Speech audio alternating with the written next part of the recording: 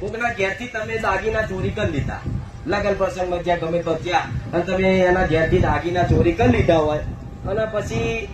એને ખબર ના હોય એ હોમે વાળા વ્યક્તિ મારા દાગીના ચોરાઈ ગયા, પણ તમે ચોરતા કે મેં ચોર્યા છે.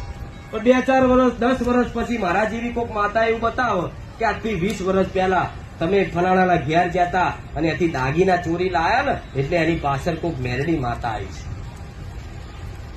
એવું બતાવું, અને પછી કદાચ તમે ન્યાય કરવા તૈયાર થાવ કે માં આપણે જે ગુનો કર્યો તો જે ચોરી કરી હતી એ દાગીના આપણે હાલવા તૈયાર છે, અને કર્યું એની માફી દંડ પોણી કરવા તૈયાર છે. મારા બતાવ્યા મુજબ કદાચ તમે દાગીનો હાલવા જાઓ, વ્યવહાર હાલવા જાઓ ને હોમે વાળો એવું કે માણસ કદાચ ન્યાય ખોટો કરતો હોય કે દાગીના આલુ ભલે પણ લાખ રૂપિયા લઉં, અત્યારે જમાનામાં આવું ચાલે છે.